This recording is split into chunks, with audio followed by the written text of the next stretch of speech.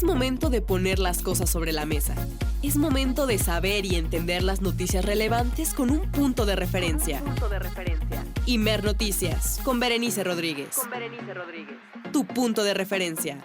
Periodismo desde lo público, contigo.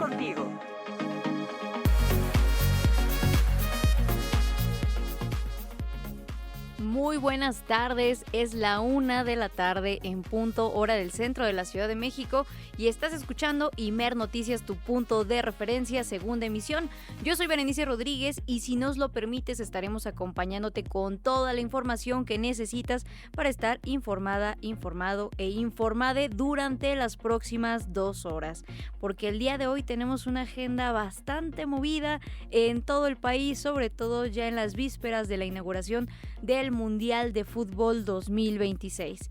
El día de hoy queremos que nos ayudes a contestar la pregunta de hoy 10 de junio de 2026, que es: ¿sabes qué fue el halconazo? Te leemos como siempre en todas las redes sociales de Imer Noticias y también al número en cabina, que es el 55 66 31 24 27.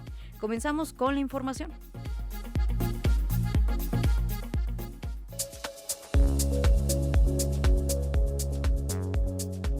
Ante las marchas y protestas anunciadas en el contexto del Mundial, la presidenta Claudia Sheinbaum garantizó que no habrá ningún problema durante la inauguración del torneo. Hay una recomendación de salir más temprano, pero se va a llegar al estadio y va a ser una muy buena inauguración y también todo el ánimo a la selección. Autoridades iniciaron un operativo en los alrededores del Aeropuerto Internacional de la Ciudad de México y en la caseta México-Cuernavaca ante movilizaciones previstas para esta tarde. Hay convocatorias para recordar los 55 años de la matanza estudiantil de 1971, así como la Marcha de las Antorchas. La jefa de gobierno de la Ciudad de México, Clara Brugada, advirtió que hay algunos sectores que intentan que el país regrese a las épocas de represión de aquella época. Se van a quedar con las ganas quienes tratan de generar a lo mejor alguna provocación para que haya una respuesta de represión por parte del gobierno de la ciudad. Y la respuesta es: no va a haber represión, no vamos a caer en ningún tipo de provocación. En tanto, el metro informó que están cerradas las estaciones Boulevard Puerto Aéreo, Oceanía, Hangares y Terminal Aérea. Dirigentes de la Coordinadora Nacional de Trabajadores de la Educación CENTE se reúnen por cuarta vez con autoridades federales en las oficinas de la Secretaría de Gobernación. Las y los maestros disidentes adelantaron que si no hay respuestas claras, realizarán una marcha desde la Glorieta del Caballito hasta el aeropuerto. Y de cara al inicio del Mundial, autoridades de México y organismos intensificaron acciones para evitar la trata de niñas, niños y adolescentes.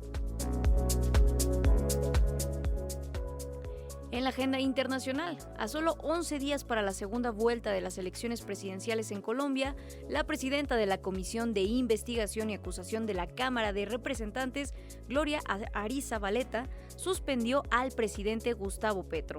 El gobierno colombiano impugnó este recurso que Petro calificó de extorsión.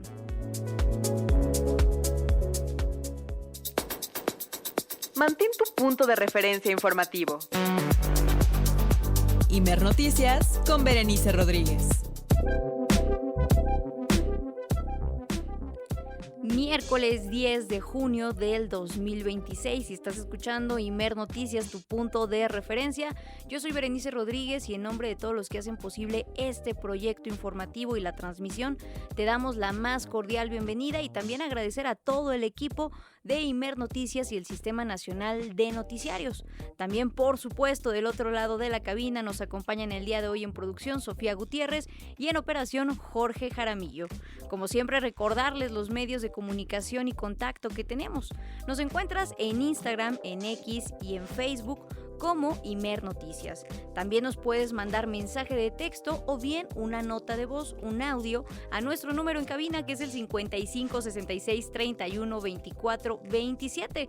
De hecho, comenzamos hoy de buenas porque tenemos por acá un regalo que nos dejaron nuestros amigos del Fondo de Cultura Económica, y es un libro que se llama El Despegue, de Jorge Mendoza y David Nieto Josh.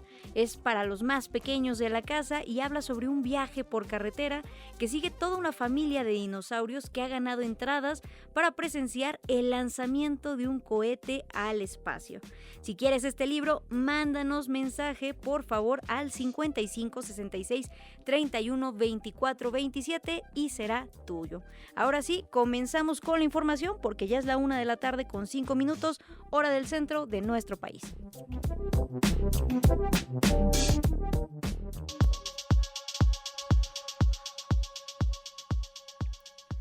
Ya lo decíamos, hoy es una fecha histórica. Y es que a más de medio siglo de distancia de la matanza estudiantil ocurrida el 10 de junio de 1971 por parte de grupos paramilitares, conocida como el Halconazo, familiares, estudiantes y activistas marcharán para continuar con la exigencia de justicia. Los detalles de lo que ocurrió un día como hoy los tenemos en este reporte de Abye Vargas. A 55 años de la matanza del jueves de Corpus, conocida como Halconazo, continúa siendo una herida histórica sin sanar que exige justicia por partes de padres de familia y familiares de estudiantes asesinados.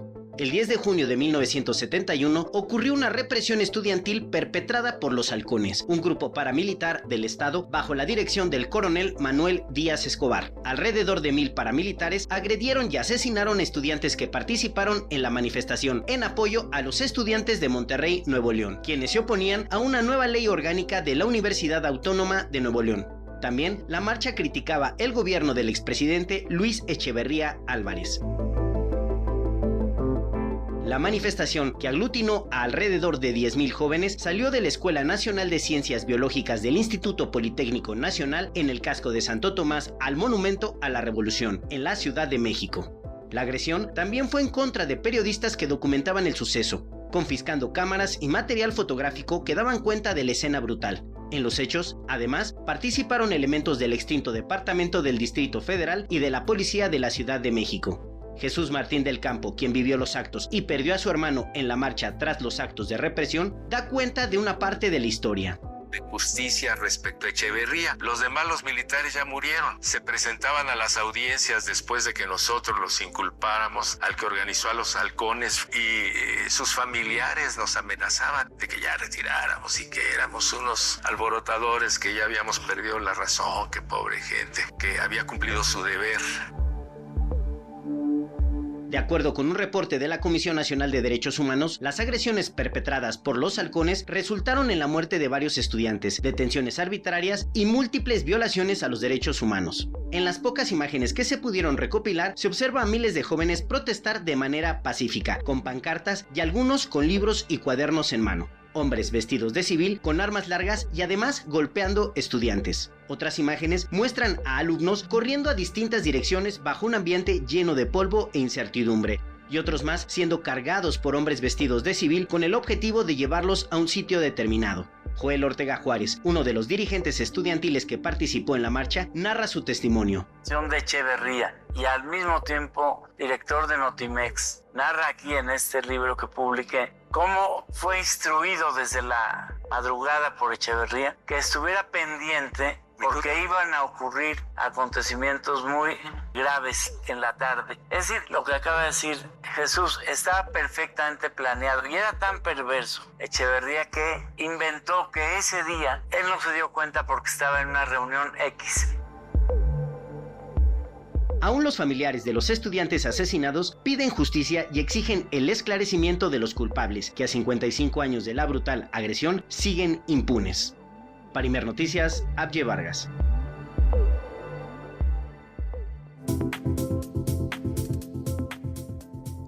Ahí tuvimos este recuento histórico de lo que fue el 10 de junio de 1971, mejor conocido como el Halconazo, gracias a nuestro compañero Abye Vargas. Y por eso queremos que nos ayudes a contestar la pregunta del día de hoy, que es: ¿Tú sabes qué fue el halconazo o ya sabías qué fue esta fecha? También, ¿qué has escuchado en la escuela, en tu casa, con la comunidad?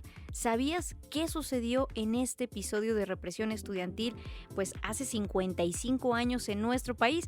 Queremos leerte en todas las redes sociales, Imer Noticias, así nos encuentras, y al 55 66 31 24 27. Y ahora, precisamente para conocer más acerca de cómo se transforma la memoria histórica y la memoria política también ante eventos históricos como el Jueves de Corpus, nos conectamos con Denise Judo Ramos, investigadora del Instituto de Investigaciones sobre la Universidad y la Educación, ISUE, de la UNAM. Buenas tardes, Denise, ¿cómo te encuentras? Hola, Berenice, bien. Muchas gracias por la invitación. Muchas gracias por tomarnos la comunicación, Denise. Pues algo que sucede con el paso del tiempo es que algunas memorias, como esta del Jueves de Corpus, el halconazo del 10 de junio de 1971, parece que se van diluyendo o que se van desgastando, y que, por ejemplo, una de las representaciones que tenemos pues más contundentes de este hecho año con año, al menos en Ciudad de México, es la marcha que se realiza históricamente, sobre todo apoyada por personas del Comité del 68, por personas de 1971, pero también acobijada por un amplio sector de estudiantes, al menos así se ha acostumbrado siempre. Pero, ¿qué ha pasado en los últimos años, Denise, con esta memoria? ¿Se ha perdido o se ha diluido? Creo que sí, o sea, la dirección que le das a la pregunta, se diluye en la construcción de una narrativa de los movimientos estudiantiles y de la represión estatal muy marcada por el 68 y también por nuestro presente, ¿no? Es por el presente de los últimos años de la guerra contra el narco para acá y de la reconstrucción, digamos, de los proyectos de represión estatal y de violencia. Creo que el movimiento del 71 ha sido más recordado por cómo fue reprimido que por la relevancia que tuvo en términos organizativos y de volver a tomar la calle. Creo que ahí hay un quiebre que no nos ha permitido recuperar esa memoria, reconocer Denise, esa nueva organización y discúlpame ¿Sí? que te interrumpa, pero estamos teniendo problemas con el audio. ¿Nos permites volver a marcarte, pero ahora sí en conexión normal? Claro. Danos un segundo, te colgamos y te volvemos a marcar. Muchas gracias, estamos en contacto ahorita. Como ya lo escuchábamos precisamente en palabras de Denise Judo Ramos, investigadora del Instituto de Investigaciones sobre la Universidad y la Educación, ISUE, de la UNAM, hay toda una construcción de una narrativa y una memoria histórica que ya ella nos decía, pues se va dando con el paso del tiempo, también a través de hechos históricos, pero sobre todo también que tiene que tener algo que la sostenga materialmente en la vida cotidiana. También hay que recordar que en 1971 estábamos muy cerca, tan solo pues a pocos años, de lo que había sucedido el 2 de octubre de 1968 en nuestro país, y que también en los 50 hubo igual movimientos sociales en México, el movimiento de los ferrocarrileros, precisamente, que luego dieron también pues este ímpetu de lucha social a todos esos años que teníamos viviendo en México. Ahora sí, nos enlazamos de nuevo con Denise Judo Ramos. Denise, buenas tardes. Hola, buenas tardes. Ya, retomamos la pregunta, discúlpame, es que teníamos un problema técnico con el audio, pero nuevamente, ¿qué ha pasado con la memoria del 10 de junio de 1971? ¿Se ha diluido? Perdí el... Creo que estamos teniendo otra vez complicaciones técnicas. Esperamos recuperar esta entrevista en unos minutos, porque es importante, sobre todo algo que nos planteábamos pensando esta fecha, era qué ha pasado con los movimientos estudiantiles en torno a estas fechas históricas, porque si bien hubo un ímpetu durante el siglo pasado, insistimos, veníamos de movimientos obreros, bueno, de la Revolución Mexicana, luego movimientos obreros, muchas luchas sociales que luego se condensaron en los movimientos estudiantiles en México. Pareciera que de pronto, bueno, todavía tuvimos 1986 con el CEO en la UNAM, pero pareciera que en el siglo XXI este tipo de revoluciones y de movimientos sociales ha tenido otro giro, y por eso queremos tratar de comprender qué sucede con la memoria histórica. Y por eso recibimos nuevamente a Denise Judo Ramos, investigadora del Instituto de Investigaciones sobre la Universidad y la Educación, ISUE, de la UNAM. Denise, buenas tardes. Hola Berenice, buenas tardes. Espero concretar ahora sí. Ahora sí, una disculpa. Oye, pues retomamos la pregunta que es, en torno a estas fechas históricas, sobre todo ahora que hablamos del Jueves de Corpus, del 10 de junio de 1971, ¿qué ha pasado con la memoria histórica y la memoria política? ¿Se ha perdido, se ha diluido? Algo que te planteaba era justo que creo que por ahí ese es el camino de la problematización. Creo que se ha diluido la memoria sobre este evento en particular y también se han sobrepuesto unas memorias a otras, ¿no?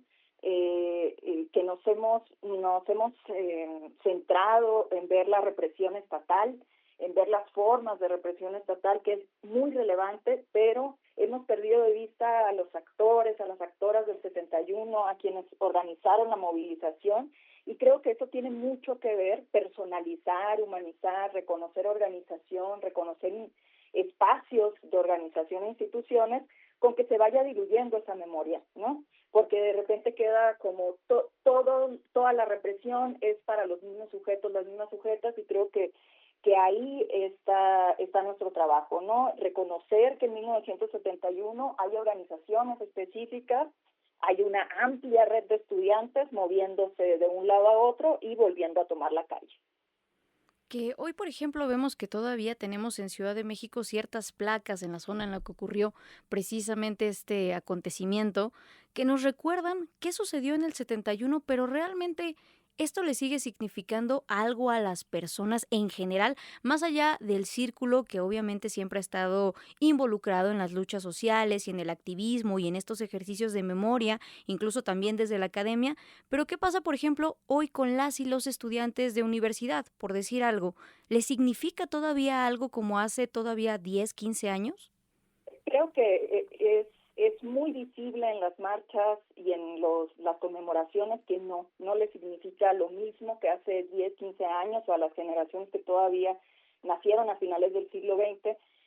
No hay un reconocimiento, una identificación con estos periodos de represión. Creo que también tiene que ver con el periodo de violencia e inseguridad que les ha tocado vivir a los jóvenes que ya crecieron en el siglo XXI, y que eso es parte de lo que discutimos en clases, ¿no? Con los estudiantes que trabajan, que intentan reconocer los movimientos estudiantiles y la represión estatal como un problema, ¿no? De la historia contemporánea, pero sí sin duda creo que parte de significar y de recordar tiene mucho que ver con a quienes recordamos, ¿no? Qué tipo de narrativas se construyen, qué tipo de historia pública se hace, para recordar, porque vemos las placas, pero luego hay gente que no sabe ni qué pasó ni quiénes eran. No reconocen, por ejemplo, esta actividad tan prolífica que hubo en los 70 entre la Universidad Autónoma de Nuevo León y los estudiantes y las estudiantes que estuvieron movilizándose en las calles de la Ciudad de México. Creo que eso, darle contenido a eso, nos permitiría reconectar con las generaciones presentes, ¿no? Claro, dotarle de significado a todas estas fechas y luchas y acontecimientos, incluso los testimonios, ponerles una cara, humanizarlos y así transmitirlos a las nuevas generaciones. Denise Judo Ramos, investigadora del Instituto de Investigaciones sobre la Universidad y la Educación de la UNAM, también preguntarte acerca de algo muy básico. ¿Por qué es importante que sigamos disputando y procurando lo que es la memoria histórica y cuál es su relación con la política en un contexto como el que vivimos? Definitivamente es el eje de la política actual y de la disputa sobre el presente, sobre los objetivos del presente. El reconocimiento de estos espacios, de estos momentos, no es algo nada más que se queda ahí en el pasado, no es solo que pasó y las personas que se vieron afectadas directamente son aquellas a las que las traspasa, digamos, las toca este proceso, sino también es cómo significamos todos estos procesos, tanto de organización y movilización como de represión, lo que nos permite definir hacia dónde vamos tomando decisiones. Y creo que definitivamente una parte fundamental de nuestra toma de posición en términos políticos tiene que ver con la construcción de una memoria que reconoce matices, que reconoce las contradicciones, por ejemplo, de un momento como 1971, en el que por un lado tenías la represión estatal y por otro tenías el mayor gasto público en educación y por otro tenías al presidente de México, el mismo que reprimía, lo tenías recibiendo a tanto exiliados chilenos como un poco antes al presidente de Chile, ¿no? Entonces, esto me parece fundamental para reconocer matices, que no nos lleve a la polarización de ideas y ver que también que el problema de la represión es histórico, ¿no? Es un problema que nos recorre y que nos tendría que llevar a pensar cómo lo estamos viviendo hoy. Que eso es lo importante de hacer toda esta reflexión histórica y tenerla siempre a la mano para también tener un punto de comparación y no olvidar lo que ha sucedido en este país, pero también los horizontes que se han marcado a lo largo de la historia de las distintas luchas sociales en nuestro país. Estamos conversando con Denise Judo Ramos, investigadora del Instituto de Investigaciones sobre la Universidad y la Educación de la UNAM. Denise, también algo que pareciera que sucede en estos momentos es que existe o existiera una apuesta por la desmemoria, sobre todo en las juventudes. ¿Qué significa realmente este hueco en la construcción de las identidades políticas de las y los jóvenes hoy en México? Porque, insistimos, antes pareciera que había más causas y más fechas y efemérides y memorias que nos convocaban a todas y a todos a las calles. Digo, siempre ha sido un sector muy particular, pero parecería que antes tenía más nivel de convocatoria y cada vez, como ya lo platicábamos, se ha ido perdiendo esa intención y esa participación. Pero entonces, hoy en 2026, ¿crees que existe una apuesta por la desmemoria y de parte de quién? Y sobre todo, ¿con qué intereses? ¿A quién le serviría esto? Sí, yo sí creo que hay una apuesta por la desmemoria, por el olvido, por lo nuevo, esto de arroparse, digamos, en la rapidez, en la inmediatez, pero a quien no culparía, que es lo primero que escuchamos de repente, son a los jóvenes o a los estudiantes, a las estudiantes, ¿no? Lo primero que nos dicen es que no les interesa, no hay política, pero también hay que pensar en todos esos elementos estructurales que le dan sentido a que a ellas, a ellos, no tengan una conexión identitaria con lo que a nosotros nos parece un agravio, ¿no? Lo que a nosotros nos parece que está mal, nosotros hablando de personas que nacimos en el siglo XX.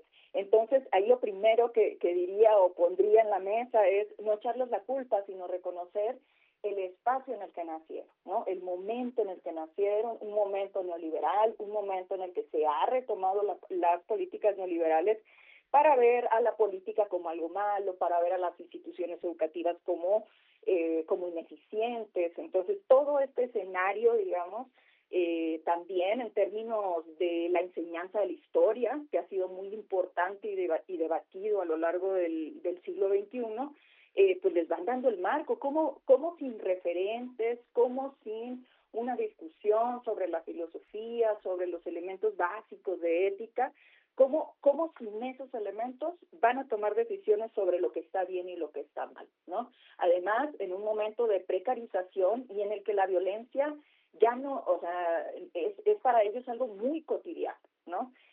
La desaparición, etcétera. Entonces, todos estos elementos generan, diría yo, de manera estructural, en términos tanto de las iniciativas privadas como de los gobiernos federales, estatales, locales y las instituciones, que se centran muchísimo más en lo que se puede ganar y en lo que se puede trabajar, más allá de la formación de la ciudadanía o del estudiantado crítico, ¿no? Entonces, creo que es una apuesta general por la desmemoria y que sí hay que trabajar por esto.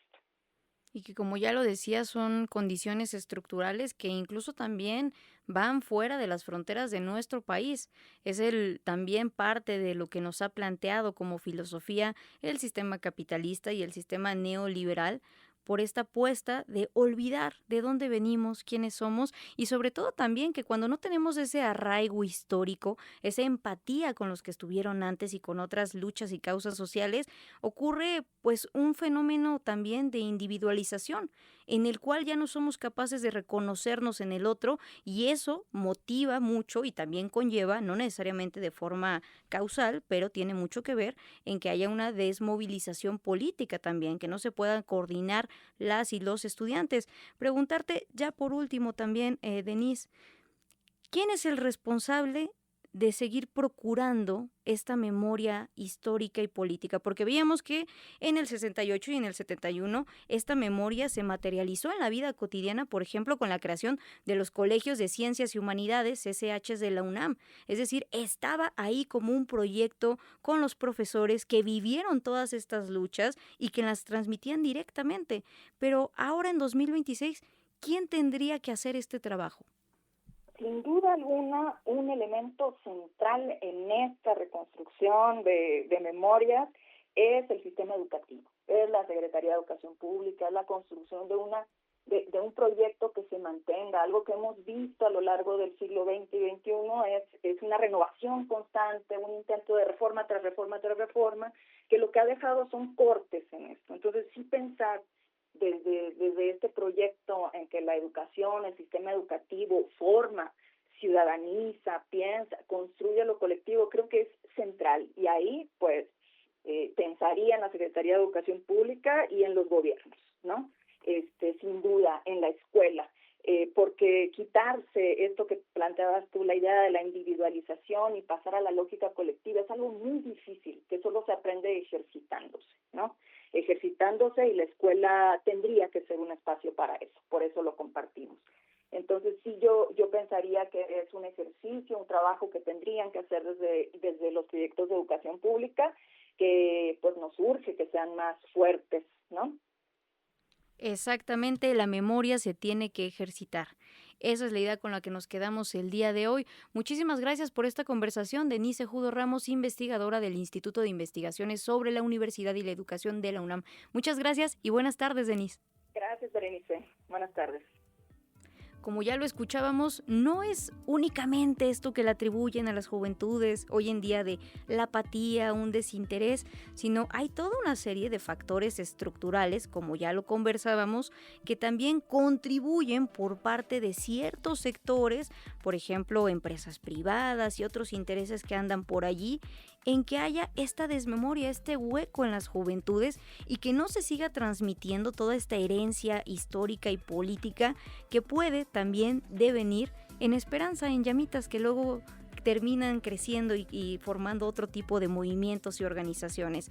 Por eso queremos que el día de hoy tú nos compartas la pregunta del día, que es: ¿tú sabes qué fue el halconazo o ya habías escuchado o qué sabes? ¿Qué sabes sobre esta fecha? Si te han comentado en la escuela o en la calle, en tu familia, queremos leerte en Imer Noticias y al 55 66 31 24 27. Y de hecho tenemos por acá ya unos testimonios que nos compartieron con la pregunta del día de hoy. Escuchemos. Hola, soy Leticia. Pues yo pienso que el halconazo fue una mal decisión que tomó el gobierno para reprimir a las personas que en su momento querían manifestarse. Yo ahora considero que en estos tiempos tenemos ya más libertad de expresión y libertad de manifestarnos. Hola, soy Jocelyn y yo creo que el halconazo es una forma de crear pánico y opresión entre los ciudadanos. Para mí el halconazo significa otra vulneración de los derechos a los estudiantes por parte del gobierno. Hola, soy Diana y creo que el halconazo fue una herida abierta en la historia de México. Pienso que fue una agresión del Estado, pues que lamentablemente quedó sin verdaderos castigos pues para los responsables de alto nivel. Hola, soy Dayana y creo que el halconazo, lejos de apagar el movimiento estudiantil, la tragedia radicalizó a toda una generación y sembró la semilla para la futura transición democrática del país. Hola, soy Marta y creo que el halconazo demostró que el trauma de Tlatelolco de 1968 no fue un hecho aislado, sino que el gobierno de Luis Echeverría seguía dispuesto a usar la violencia para callar a los más jóvenes. Muy, muy lamentable.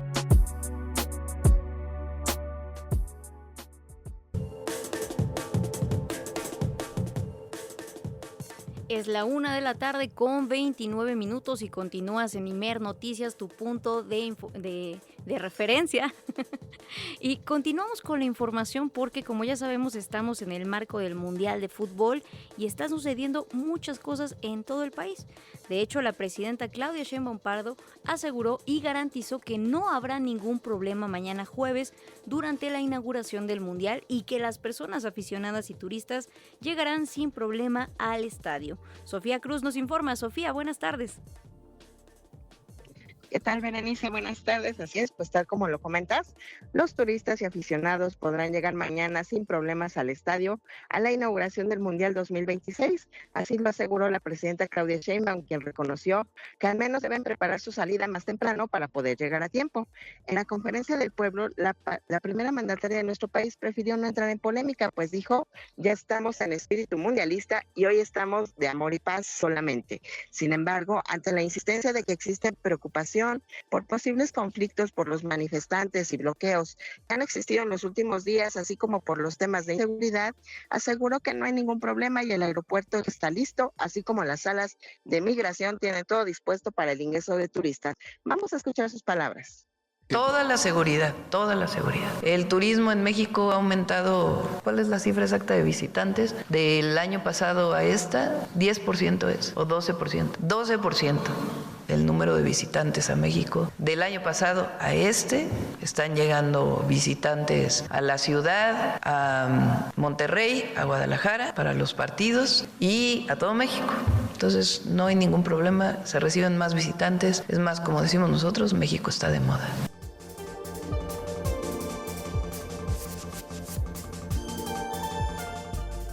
Así es, Berenice, y también Sheinbaum Pardo pues envió la mejor vibra a la selección de fútbol nacional, y aunque no pudo asegurar si el Zócalo estará abierto para que la gente pueda asistir a ver la inauguración y el partido de la selección mexicana, o si ella misma podría estar ahí en la plancha del Zócalo capitalino, pues recordó que hay 18 sedes más en la Ciudad de México con pantallas para que puedan ver la transmisión de los partidos de manera gratuita. Vamos a escuchar sus palabras. Pero no hay problema. Todos los que tienen boleto van a llegar. Van a ver porque además no hay clases, no hay trabajo de oficina. Todo el mundo vamos a ver a la selección y echarle porras. Y los que no tienen acceso a la televisión de paga lo pueden ver de manera gratuita en 18 sedes en la ciudad. Y ya en la tarde podemos informar si el Zócalo para la inauguración estará en condición de entrar o no. Y de todas maneras están las 18 sedes. Finalmente, Berenice, pues la presidenta llamó a la unidad por la selección mexicana y proyectó 3 videos sobre el espíritu en torno a la Copa del Mundo y con el apoyo al equipo mexicano, en donde a pesar de que advirtió que uno de los videos contiene algunas palabras altisonantes que se utilizan comúnmente para denominar a los mexicanos como los mejores, aseguró que ese video era su favorito y fue creado por un chico de Guanajuato. Berenice, la información. Muchísimas gracias, Sofía, sobre todo en este contexto que ya decíamos, estamos prácticamente a horas de que sea la inauguración el día de mañana de este evento de talla internacional. Muchas gracias y buenas tardes, Sofía. Buenas tardes. Como ya lo escuchábamos precisamente, el día de hoy pues está buscando a través de diversas estrategias y operativos que la movilidad sea segura y se garantice para todas las personas que también van a asistir a este evento de talla internacional, sobre todo en la inauguración que se realizará el día de mañana aquí en Ciudad de México, en el Estadio Ciudad de México. Hay que recordar que tenemos un ambiente con muchas movilizaciones también por diversas causas sociales, las cuales están aprovechando este evento para dar visibilidad a sus demandas. Sin embargo, también es una responsabilidad y se busca por parte del Estado garantizar que este evento sea de fiesta y de gozo para todas las personas que van a asistir, tanto habitantes de nuestro país como también turistas extranjeras y extranjeros. Continuamos con la información porque debido a una manifestación al exterior del Aeropuerto Internacional de la Ciudad de México, Las estaciones Boulevard Puerto Aéreo, Oceanía, Hangares y Terminal Aérea de la línea 5 del metro permanecen cerradas de manera temporal, informó el director del metro, Adrián Rubalcaba. A través de sus redes sociodigitales explicó que los trenes continúan circulando en el resto de la línea y refrendó a las personas usuarias tomar previsiones en sus traslados y permanecer atentas a los reportes oficiales. Lo mismo que ya escuchábamos también en palabras de la propia presidenta Claudia Sheinbaum, la cual invitaba y convocaba a las personas que quieran asistir a este evento el día de mañana, al primer partido y a la inauguración del torneo, que pues tomen sus precauciones y salgan un poco antes precisamente de sus casas para poder llegar a tiempo, porque también recordemos, es temporada de lluvias en Ciudad de México y eso siempre nos garantiza un poco de tráfico aquí en la capital del país. De hecho, también la jefa de gobierno de la Ciudad de México, Clara Brugada Molina, realizó un llamado a la manifestación pacífica de los colectivos en la capital del país. La mandataria expresó que no hay espacio para la violencia. El reporte con nuestro compañero Ethan Hernández. Ethan, buenas tardes. Buenas tardes, Bere, a ti y a todo tu auditorio. Nos encontramos a las afueras del centro histórico después de una conferencia de prensa donde la jefa de gobierno, Clara Brugada, hizo un llamado a la manifestación pacífica para los diversos colectivos, maestros de la CENTE, familiares de desaparecidos y estudiantes. La mandataria capitalina recalcó que no hay espacio para la violencia en la ciudad y exhortó a respetar los derechos de movilidad de todos los capitalinos. Escuchamos. Nuestro gobierno tiene una gran responsabilidad, garantizar derechos, pero no solamente un derecho. Tenemos la obligación de proteger el derecho a la libre expresión y a la manifestación pacífica y también al mismo tiempo defender el derecho de millones de personas a la movilidad, al trabajo, al espacio público, a la generación de ingresos para sus familias. Defendemos también, sin duda, el derecho a la población a disfrutar del Mundial. También tenemos que defenderlo. Ante el anuncio de posibles afectaciones durante el día de hoy y el día de mañana en el partido inaugural, Pablo Vázquez Camacho, secretario de Seguridad Ciudadana, anunció el despliegue de 1,700 elementos de seguridad y personal de emergencias, cuyo equipamiento, enfatizó, es solo un escudo antidisturbios y extintores con polvo químico seco, el cual, dijo, fue aprobado por organismos de derechos humanos. Escuchamos. En cumplimiento del protocolo para la atención de manifestaciones del Gobierno de la Ciudad de México, la Secretaría de Seguridad Ciudadana implementará un dispositivo en el que se desplegarán 1,700 elementos de las subsecretarías de Operación Policial y de Control de Tránsito, así como del Escuadrón de Rescate y Urgencias Médicas, para brindar acompañamiento a los grupos sociales que el día de hoy realicen expresiones públicas en la ciudad. Adicionalmente, el secretario de Movilidad, Héctor Ulises Nieto, declaró que hay unidades de RTP planeadas en caso de cierres imprevistos, específicamente en la calzada de Tlalpan y la zona del aeropuerto, para garantizar el desplazamiento de todas y todos los capitalinos. Con todo esto en mente, a menos de 24 horas, la Ciudad de México se prepara para recibir el Mundial. Cabe señalar que todavía no hay confirmación directa por parte de la jefa de gobierno sobre la realización del FanFest en el Zócalo capitalino, pero se espera un anuncio en las próximas horas. Hasta aquí mi información, Bere. Seguimos informando desde las calles. Gracias, Ethan, sobre todo que el día de hoy y mañana sabemos que habrá mucho movimiento en toda la capital del país y que también seguramente en las ciudades que también son mundialistas como Guadalajara y Monterrey, y recordar solamente a las personas que nos están escuchando que también por parte de organismos de la Ciudad de México, sobre todo de la Comisión de Derechos Humanos de la capital, se ha desplegado un operativo o toda una estrategia, más bien cambiamos la palabra, para precisamente estar en donde están sucediendo todas estas movilizaciones y dar cuenta con prevención, observación y documentación de lo que suceda. Ethan, muchas gracias y buenas tardes. Muchas gracias. Estamos ya a horas del Mundial y también las movilizaciones continúan en la capital de nuestro país, como ya lo escuchábamos, y a lo largo de la semana pasada y también en estos días, lunes, martes, miércoles, hemos visto todo un despliegue, sobre todo de la fuerza del magisterio en la capital, que de hecho pues han estado pues prácticamente en toda la ciudad. El día de ayer estuvieron en la zona sur, en Calzada de Tlalpan, tratando de llegar al Estadio Ciudad de México. También pues recordemos que existe un plantón en la parte del centro histórico de nuestro país, en Reforma. Igual están las y los maestros en un campamento improvisado en protesta por las demandas que ellos exigen. Recordemos la abrogación de la ley del ISSSTE de 2007. Y es que también dirigentes de la Coordinadora Nacional de Trabajadores de la Educación y de su comité de negociación se reúnen por cuarta vez hoy con autoridades federales en las oficinas de la Secretaría de Gobernación. Las y los maestros disidentes adelantaron que, si no hay respuestas claras, realizarán una marcha desde la Glorieta del Caballito hasta el aeropuerto Benito Juárez en Ciudad de México. Nos enlazamos para conocer todos los detalles con nuestro compañero David Pérez de Tejada. David, buenas tardes. ¿Cómo están, Bere? Buenas tardes a toda la audiencia. Hoy la dirigencia de la CENTE ya se está reuniendo junto con el comité de negociación por cuarta ocasión en la Secretaría de Gobernación para intentar encontrar una solución a sus demandas. Los líderes de la CENTE, en voz de la maestra Eva Hinojosa, dirigente de la sección 18 de Michoacán, explicaron las expectativas antes de entrar, que hicieron una conferencia de prensa improvisada, pues comentaron las expectativas de esta reunión y las acciones que se realizarían en caso de no tener pues una respuesta que les satisfaga. Esto comentó.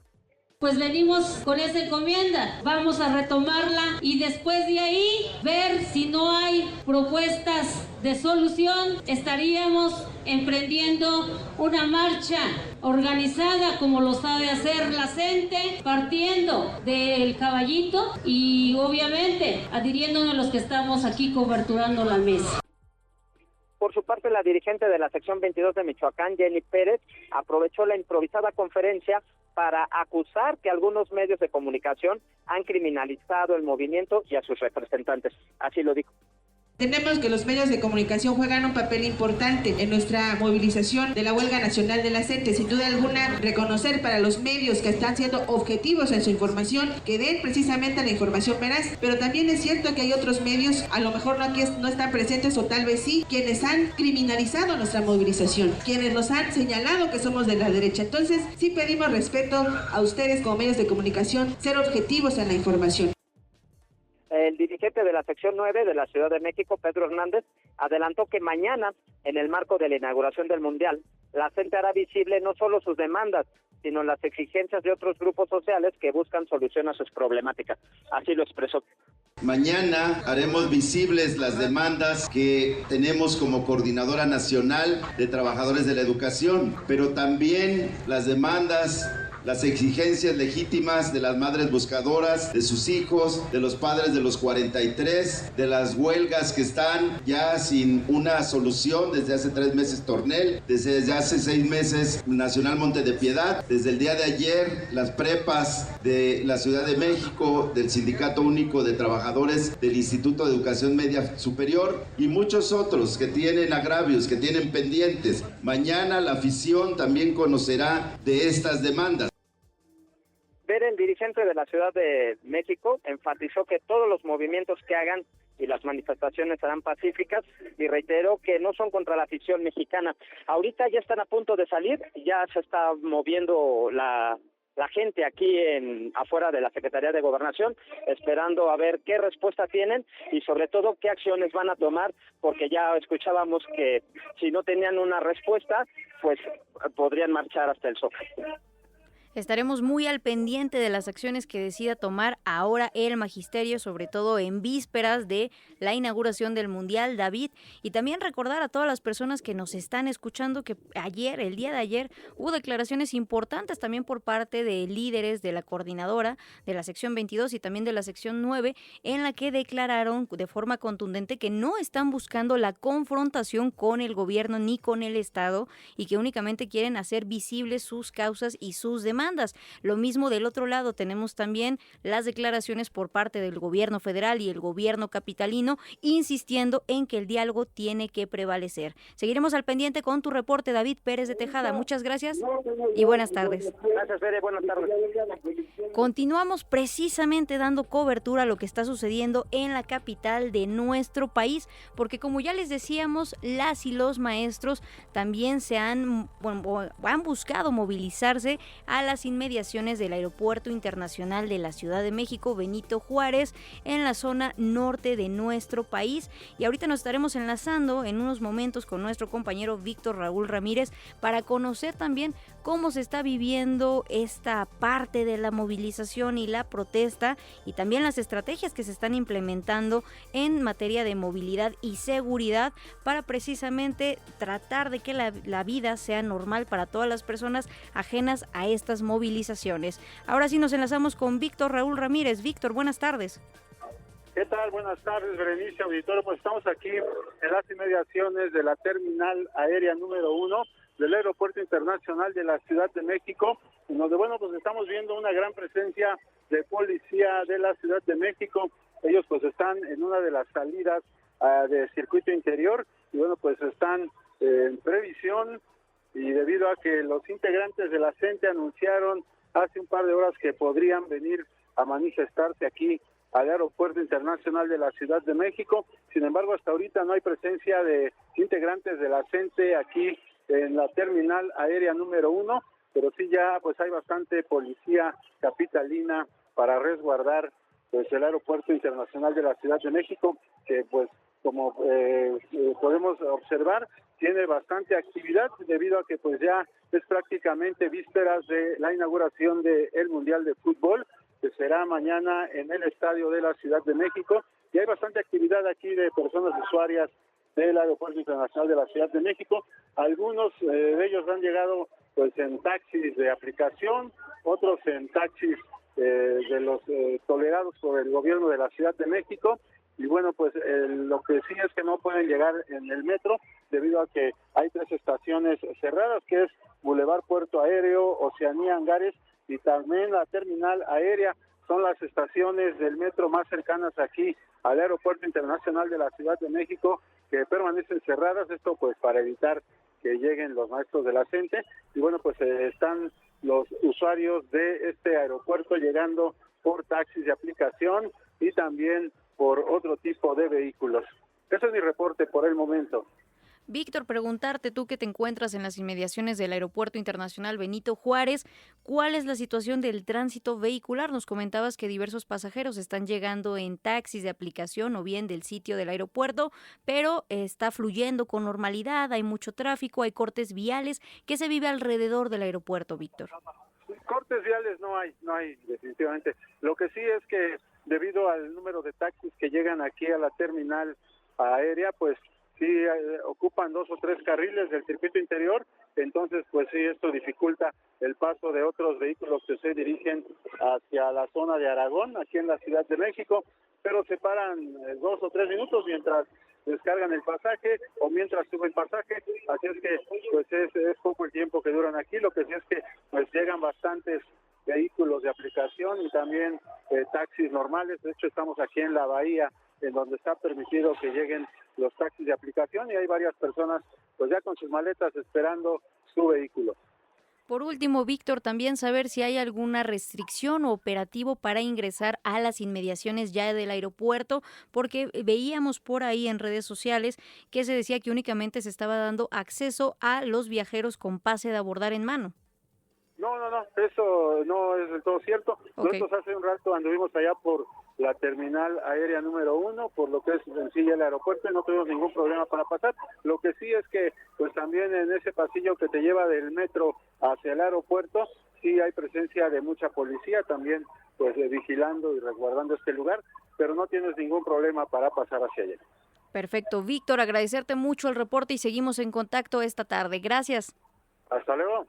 Ya lo escuchamos, esto que se decía de que solamente personas con pase de abordar podían ingresar al aeropuerto, ya fue desmentido. Ahí está el acceso normalizado a este recinto. Lo que sí es que hay un fuerte operativo, parte de la estrategia de movilidad y seguridad para garantizar el flujo normal en este espacio que es el aeropuerto Benito Juárez en la capital del país. No hay cortes viales alrededor de las inmediaciones de este recinto y seguiremos al pendiente si llega a haber alguna otra actividad actualización. Continuamos con las noticias porque por tercer día consecutivo, policías de la Ciudad de México mantienen un operativo de vigilancia e inspección de autobuses y vehículos en la caseta de Tlalpan al sur de la Ciudad de México. Centenares de policías trabajan en coordinación con autoridades capitalinas e integrantes de la Comisión Nacional de Derechos Humanos para realizar estas acciones preventivas con el objetivo de garantizar condiciones de seguridad durante las movilizaciones previstas en la capital. Esta mañana, Arturo Medina, subsecretario de Derechos Humanos, Población y Migración, señaló a través de redes sociodigitales: en coordinación con autoridades de la Ciudad de México y con el acompañamiento de la Comisión Nacional de Derechos Humanos, realizamos un recorrido en la caseta México-Cuernavaca para verificar las condiciones en la zona y fortalecer las acciones preventivas orientadas a garantizar la seguridad y la tranquilidad de la población, dijo. Además, informó que el operativo continuará durante los próximos días con la ayuda de autoridades locales y federales en coordinación con organismos de derechos humanos.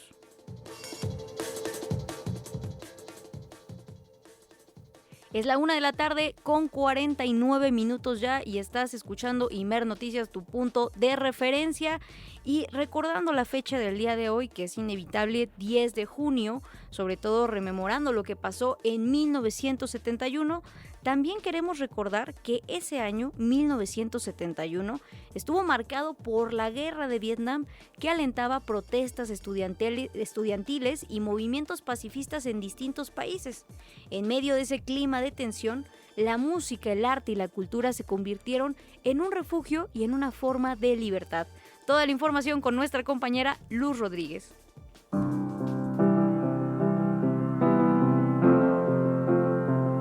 Imagine de John Lennon sonaba en la radio mientras el mundo lidiaba con el conflicto en Vietnam, y una generación buscaba nuevas formas de expresión marcada por un contexto de represión, violencia y transformación social. En México, apenas un año antes, el país había sido sede del Mundial, y en el ambiente aún quedaba el doloroso recuerdo de la matanza estudiantil de Tlatelolco en 1968. El arte, la música y los movimientos sociales se consolidaron como espacios de expresión, reflexión y resistencia para una nueva generación. El cine atravesaba una renovación con propuestas más críticas y experimentales, alejándose del tradicional cine de oro mexicano del 53, el proceso de proyecciones a color, y comenzaba una etapa de renovación impulsada por el gobierno de Echeverría Álvarez, que incrementó el apoyo estatal a la industria cinematográfica y sus creadores, entre ellos Felipe Casals, quien en 1971 filmó El jardín de la tía Isabel. La literatura mantenía la influencia de autores como Carlos Fuentes, quien publicaba Tiempo Mexicano, y Octavio Paz fundaba la revista Plural, ligada al diario Excelsior, y autores como Elena Poniatowska, quien también publicaba los testimonios del 68 en su libro La noche de Tlatelolco.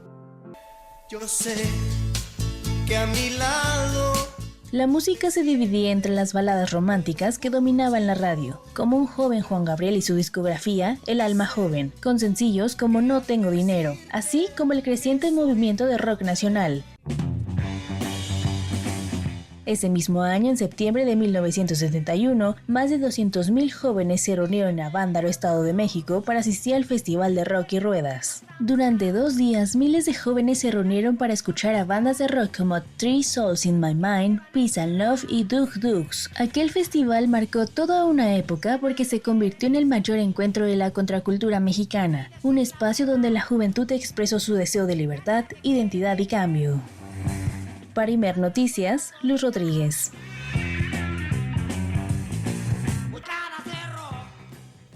Recordando 1971, nos vamos rápidamente a una pausa y regresamos.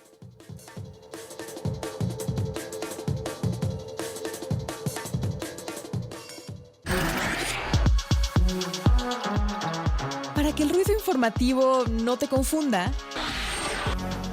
necesitas un punto de referencia. Imer Noticias con Berenice Rodríguez. Tu punto de referencia. 1:00 p.m. con 57 minutos ya, hora del centro de nuestro país. Estás escuchando Imer Noticias. Autoridades de México, organizaciones de la sociedad civil y organismos internacionales intensifican acciones contra la trata de niñas, niños y adolescentes ante el Mundial de Fútbol 2026. Nuestra compañera Jessica Leal nos informa. De cara al inicio del Mundial de Fútbol, diversas autoridades, organismos internacionales y organizaciones de la sociedad civil han desplegado una serie de medidas preventivas, operativas y de sensibilización para evitar el riesgo de incremento en la trata de personas, particularmente la explotación sexual de niñas, niños y adolescentes. Especialistas de la Universidad de Guadalajara alertaron que con la llegada de más de 3 millones de turistas por el Mundial, se espera un incremento de entre 20 y 30% en los casos de trata y explotación infantil en México. Advirtieron que este tipo de actos masivos atraen un importante flujo de turistas, lo que puede ser aprovechado por redes criminales. En México, señalaron, más de 13.2 millones de niñas, niños y adolescentes han sido afectados por este delito. Una de cada 3 víctimas de trata en el país es menor de edad. El delito de trata infantil incluye mendicidad forzada, actividades laborales y tráfico sexual. Esto de acuerdo con datos del reporte 2025 de la Red por los Derechos de la Infancia en México, Redim, que a su vez los retoma de distintas fuentes oficiales como fiscalías del país, el Sistema de Protección Integral de Niñas, Niños y Adolescentes, CIPINA, etc. Ante este contexto, están en marcha 2 campañas. Tarjeta azul, cero tolerancia. Lanzada en marzo pasado, se trata de una iniciativa con el sector hotelero, plataformas de movilidad como Didi y autoridades locales para prevenir la explotación sexual infantil. Incluye sensibilización en hoteles, los cuales tienen la obligación de comprobar parentesco al ingresar con menores de edad, capacitación a personal turístico y una tarjeta azul simbólica que invita a la ciudadanía a actuar como árbitros contra el abuso. Aunque esta campaña se lanzó en la Ciudad de México, se extendió a Jalisco, Nuevo León y otras entidades. Campaña Mundial sin Trata. Fue presentada por la Oficina de Naciones Unidas contra la Droga y el Delito, Sin Trata AC, y el Consejo Ciudadano para la Seguridad y Justicia de la Ciudad de México. Busca visibilizar el problema en entornos turísticos, transporte y digitales, con materiales en aeropuertos, hoteles, aplicaciones de movilidad como Uber y otras plataformas. Promueve el reporte inmediato. También está disponible la Línea Nacional contra la Trata de Personas, el número 800-55-33-000, disponible 24/7, es anónimo y gratuito. Ayer, en un mensaje a medios, la fiscal general de la República, Ernestina Godoy, anunció una campaña nacional para prevenir delitos como la trata de personas durante el torneo, que incluye el despliegue ministerial en las sedes y en los principales destinos turísticos del país. También quiero darles a conocer que esta Fiscalía General de la República pondrá en marcha una campaña nacional de prevención contra la trata de personas, particularmente de niñas, niños y adolescentes, la cual tiene a disposición un número telefónico con atención las 24 horas del día, los 7 días de la semana. Nuestras niñas, nuestros niños, nuestros adolescentes tienen derecho a ser felices y a estar protegidos. Se estima que 4 de cada 10 de las personas que logran salir de situaciones de trata lo hacen gracias a información difundida en campañas de medios. UNICEF, la Asociación Nacional de Cadenas Hoteleras, el Consejo Ciudadano, los gobiernos estatales y federales, así como empresas privadas, también han tomado acciones que incluyen capacitación a personal hotelero, taxistas y conductores por aplicación y protocolos de detección temprana. A su vez, la Unidad de Inteligencia Financiera y la Comisión Nacional Bancaria y de Valores también emitieron alertas a instituciones financieras para detectar operaciones sospechosas relacionadas con este delito. Para Imer Noticias, Jessica Leal.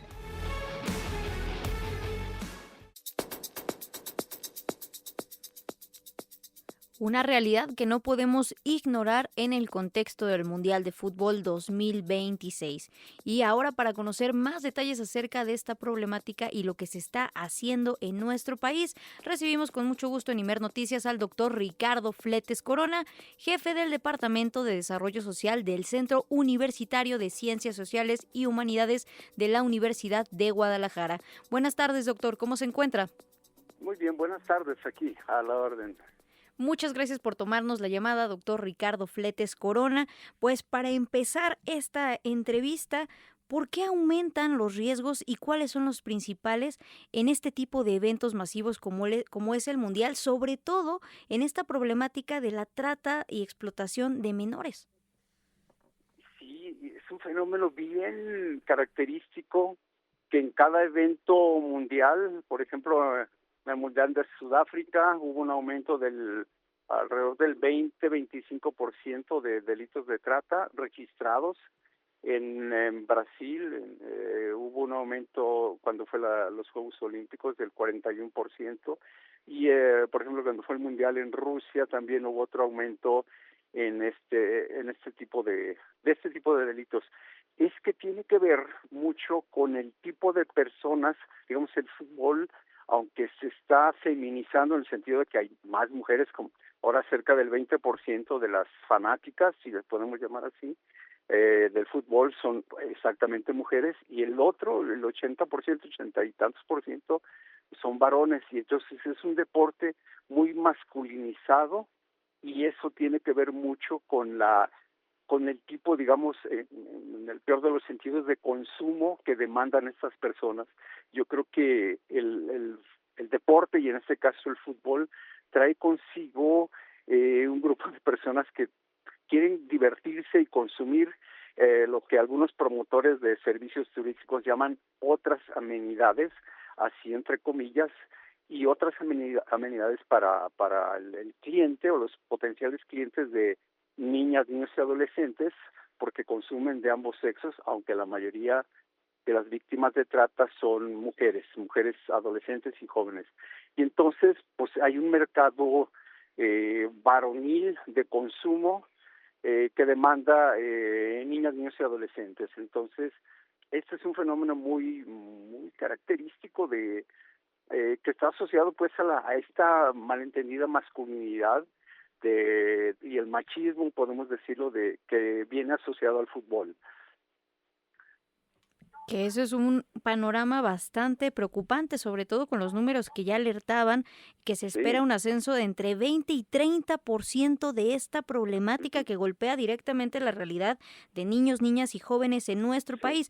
Doctor Ricardo Fletes Corona, también preguntarle acerca de, cuando pensamos y hablamos de la trata de personas, se suele sobre todo ubicar el trabajo sexual.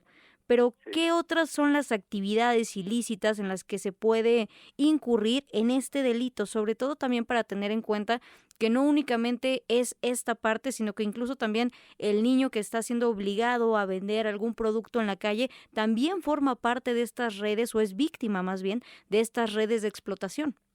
Sí, exactamente. Incluso el trabajo que a veces vemos, con el que estamos muy familiarizados, que es el de niñas, niños y adolescentes que trabajan en los turnos nocturnos desde taquerías, así en la parte más informal, hasta restaurantes que abren por la noche.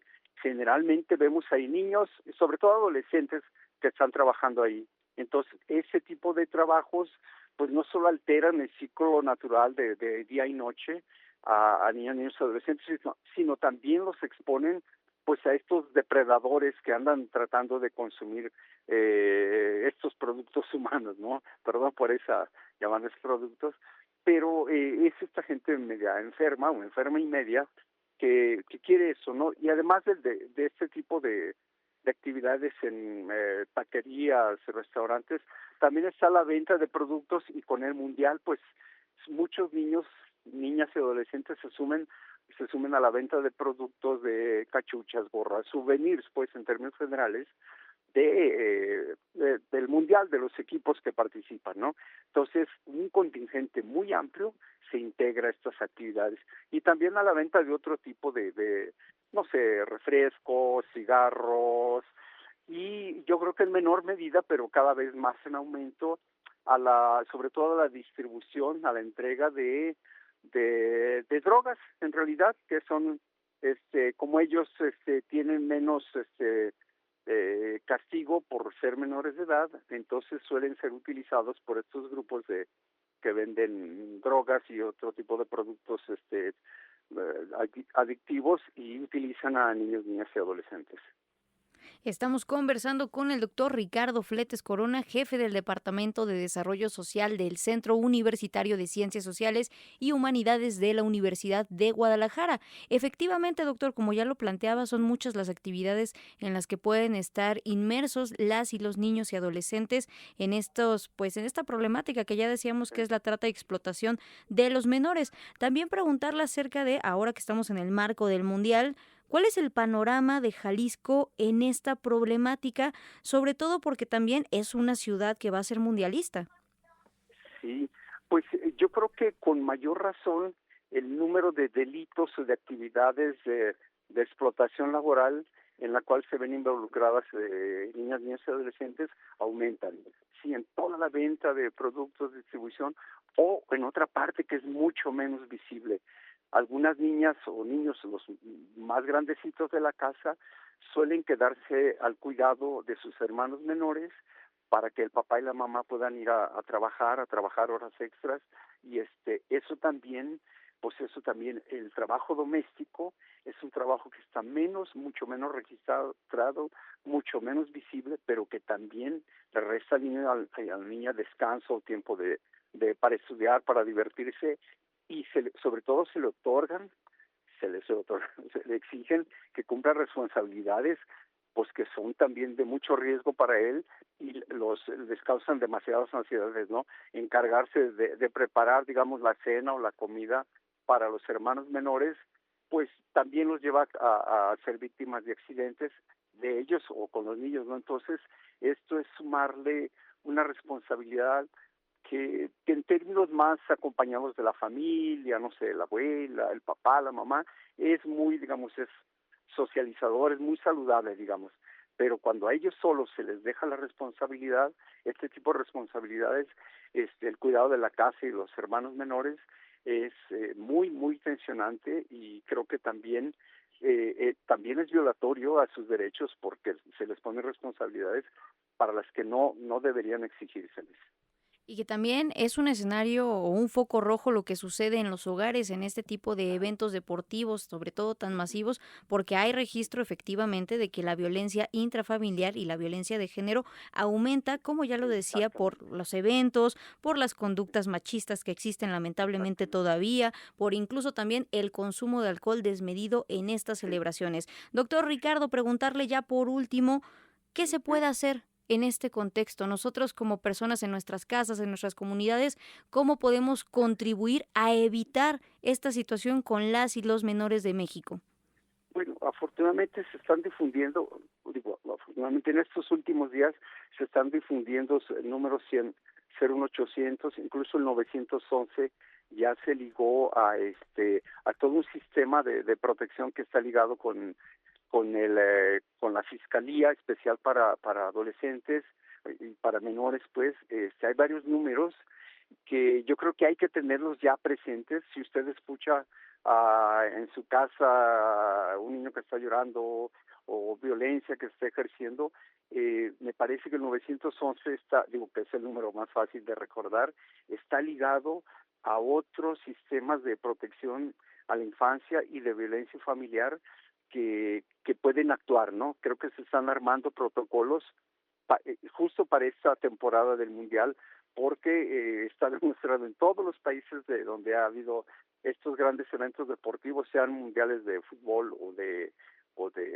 los Juegos Olímpicos, que sobre todo es que está asociado, como bien usted lo decía, al consumo de alcohol o otras sustancias. Si pierde el equipo, si empata el equipo y si gana, hay una euforia o hay una frustración y suele traducirse en violencia física, psicológica o incluso como en abandono temporal del hogar de parte del varón. Entonces, esto obviamente incrementa todos los índices de violencia en esta época, de violencia doméstica. Y también de violencia doméstica no solo a la pareja, sino a niños, niños y adolescentes. Entonces, eso es preocupante. Yo lo que sugeriría es que tengamos presente el 911 y otros números que las mismas instituciones están proporcionando de 01800 para denunciar cualquier tipo de anormalidad. No esperemos a que sucedan cosas graves, con que escuchemos gritos, veamos un poco alteración en la familia, sí, yo creo que vale la pena hacer una llamada y evitar que haya mayor violencia o lleguen a cosas peores, ¿no? Que seamos parte de esta estrategia para detener esta problemática. Ya decíamos, la trata de niñas, niños y adolescentes durante los eventos deportivos y siempre, aunque se exacerban en este contexto del Mundial. Doctor Ricardo Fletes Corona, muchas gracias y buenas tardes. Buenas tardes, un gusto. Hasta luego. Gracias. Una plática fundamental porque solamente dejemos de nuevo un dato aquí en la conversación, que es una de cada 3 víctimas de trata es menor de edad en nuestro país. Por eso es importante que no perdamos de vista esta realidad y sobre todo si podemos contribuir a prevenirla y detenerla, lo hagamos. Son las 2 de la tarde con 13 minutos, hora del centro de nuestro país y continuamos en Imer Noticias.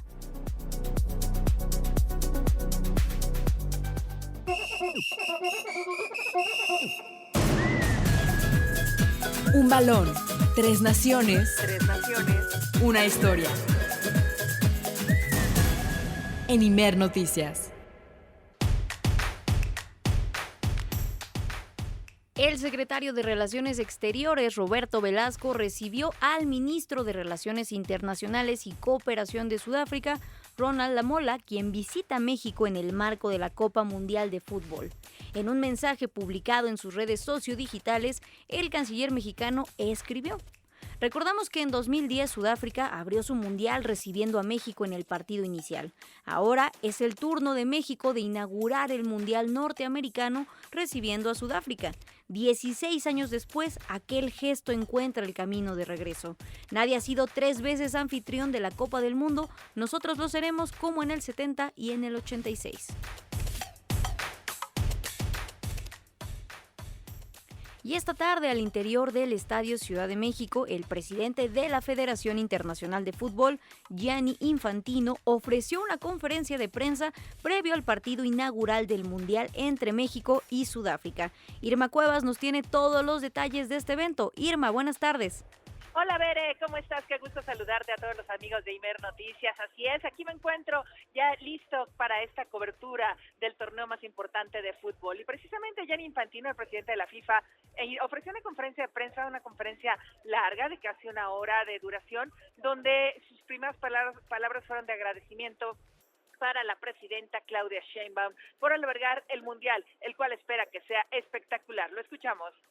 Quisiera también agradecer a la presidenta de México, Claudia Sheinbaum, todo su gobierno, la administración, todos los gobernadores, los alcaldes, toda la gente de México que nos hace vivir en nuestra casa este mundial tan espectacular. Confía que el torneo de fútbol logre unir al mundo y que la gente que vive en zonas que se encuentran en conflictos bélicos puedan tener un momento de felicidad. La verdad creo en la magia, en la potencia del balón de fútbol, de este trofeo, de la Copa Mundial de la FIFA, de estos partidos de este Mundial. Yo soy, bueno, como todos, veo la situación en la cual está el mundo. Además de esto, todos tenemos nuestros propios problemas personales en cada lugar del mundo, pero creo también que un evento de una magnitud, de una importancia, de una potencia trascendental como un mundial puede ayudar, porque estoy convencido que el ser humano es bueno y no malo, profundamente bueno y no malo. Y aunque algunos malos hay, por supuesto, y algunos quieren y piensan que solamente, no, una cosa que se oye siempre, solo malas noticias es noticia, creo que no es así, porque lo vivimos siempre, lo vivimos en el último mundial en Qatar, donde teníamos miedo de tener aficionados de 32 países en el mismo lugar, al mismo tiempo. Normalmente hay aficionados de 2 países en la misma ciudad y hacemos todos planes de seguridad porque una parte de la hinchada se venga de aquí, otra parte se venga de allá para que no se encuentren y todo esto. En Qatar estaban todos ahí juntos durante un mes. ¿Y qué pasó? No pasó nada. Así celebró que la selección de Irán pueda jugar el torneo en los Estados Unidos, pero aclaró que el tema de las visas compete únicamente a países organizadores. También dio a conocer que todo el dinero que entra por el torneo se reinvierte en el fútbol en países que necesitan apoyo en la educación, además de la instalación de canchas en diversas comunidades. Déjame comentarte que para este mundial hay 300,000 personas acreditadas, de las cuales 17,000 somos periodistas y vaya, somos bastante los que estamos ya aquí listos para esta inauguración que se va a llevar a cabo el día de mañana con el partido entre México y Sudáfrica en punto de las 13 horas. Fíjate, Bere, que por cierto, ahora que venía yo para acá, para el estadio, me tocó ver que todavía hay mucha gente trabajando en la zona de Tlalpan. Están plantando las flores de cempasúchil, estas tan características que tenemos los mexicanos para el Día de Muertos, y alrededor del estadio pues están poniendo todas las flores para que mañana sea una gran inauguración. Hay que recordar que las puertas del estadio se van a abrir desde las 9 de la mañana a las 11, se pide que ya la gente esté en sus lugares para la ceremonia de inauguración, y a la 1 de la tarde mañana el partido México-Sudáfrica para inaugurar este torneo de fútbol. ¿Cómo ves, Veré? Muchas gracias, Irma, sobre todo también que esta información es muy relevante porque, como ya decías, estamos pues prácticamente a horas de la inauguración y el primer partido de este torneo internacional, y que también esta reflexión nos invita a pensar precisamente que el fútbol, más allá de la FIFA como organismo y empresa, nos lleva a conocernos entre culturas, entre países, y a convivir y tener otra visión también de lo que pueden ser personas del otro lado del mundo, como ahora todas las también personas del deporte que estamos recibiendo en nuestro país. Irma, muchas gracias y buenas tardes. Muchas gracias, muy buena tarde. Ya lo escuchábamos, este contexto en el cual ya está todo listo para la inauguración el día de mañana, jueves 11 de junio a las 11 de la mañana en el Estadio Ciudad de México, en la capital del país. Es interesante que Gianni Infantino, el presidente de la Federación Internacional de Fútbol, refiera pues estos momentos tan convulsos que se viven a nivel internacional, porque recordemos nada más que hace unos meses fue precisamente este organismo quien le entregó un premio de la paz a Donald Trump, el presidente de Estados Unidos.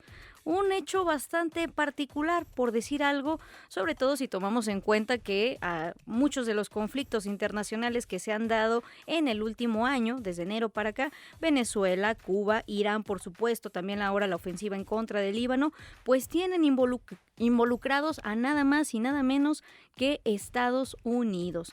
Así el contexto, pero bueno, la fiesta por el Mundial es otra cosa, y la gente que lo vive desde las calles es completamente ajena también a lo que haga la empresa y organización FIFA.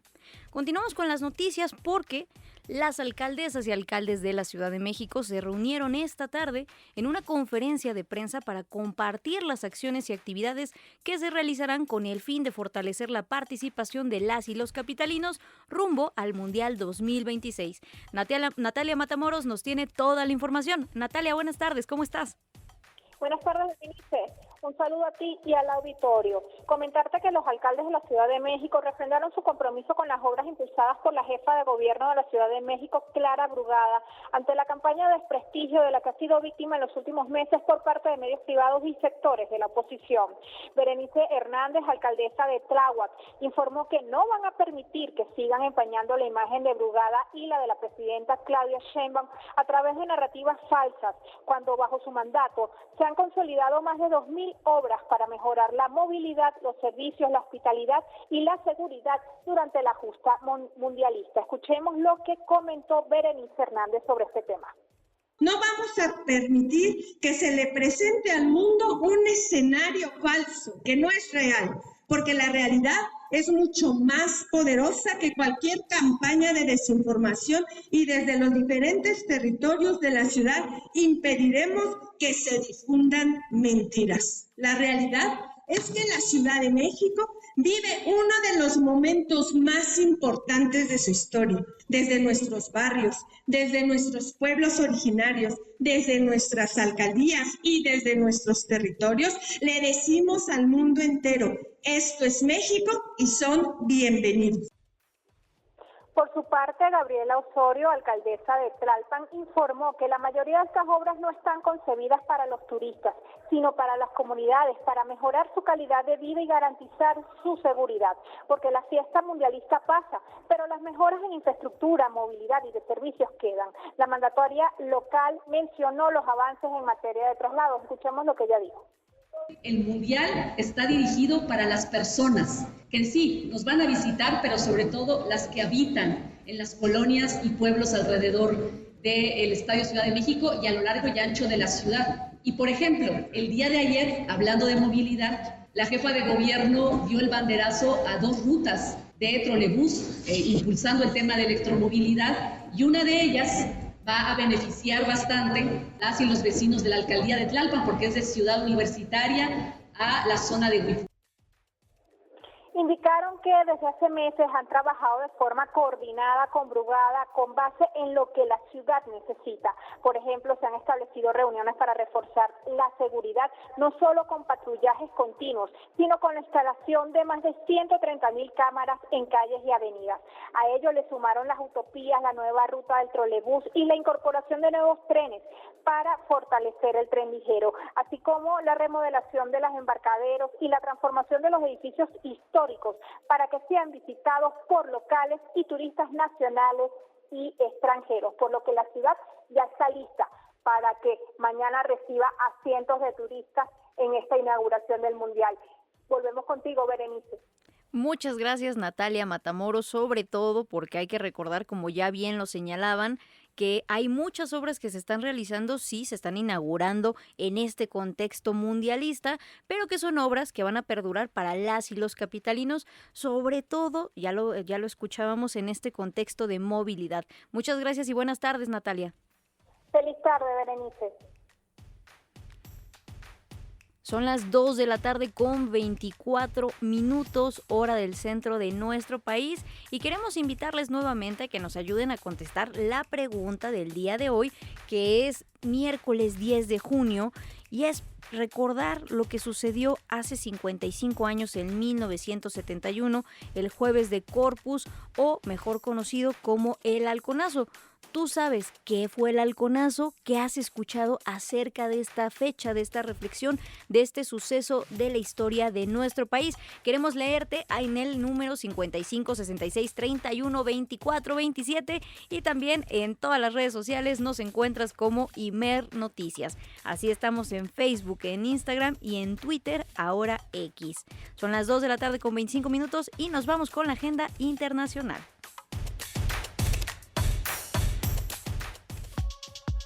Comunícate. Visita nuestro sitio web noticias.imer.mx. Síguenos en X, @imer_noticias. En Facebook e Instagram, Imer Noticias. Escríbenos en WhatsApp al 55 66 31 24 27. Descarga nuestra app. Encuéntrala como Imer Radio.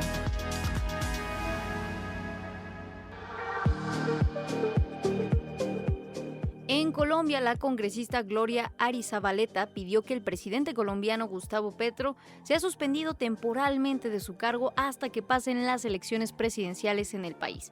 Esta medida cautelar, liderada por la integrante de la Comisión de Investigación y Acusación de la Cámara de Representantes, se da por presuntamente participar en la campaña de las elecciones presidenciales, cuya segunda vuelta tendrá lugar el próximo domingo 21 de junio.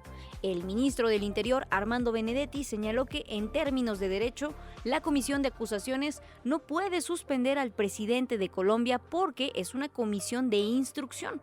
En un mensaje publicado en sus redes sociales, escribió: solo el Senado es quien puede hacerlo después de que la plenaria de la Cámara actúe como un ente acusador penal o disciplinariamente. Luego, la Comisión de Acusaciones no puede suspender al presidente de la República y menos la voluntad de una sola representante. En respuesta desde Nueva York, tras encabezar el Consejo de Seguridad de las Naciones Unidas, el presidente Gustavo Petro consideró que se trata de una extorsión por parte de la congresista que estaría relacionada con exigencias que habría hecho a los ministros, quienes, dijo, no cedieron. Por ello, el mandatario colombiano pidió a sus ministros que declaren ante la Corte Suprema de Justicia sobre las peticiones solicitadas por Arizabaleta. Y creo que posiblemente estemos hablando de una extorsión, no está en su derecho de representación, sino como criminal, haciendo un delito de extorsión, porque ella ha pedido cosas que yo no he querido dar, a pesar de que hace parte de mi partido. No soy así, sé que es volver un gobierno criminal.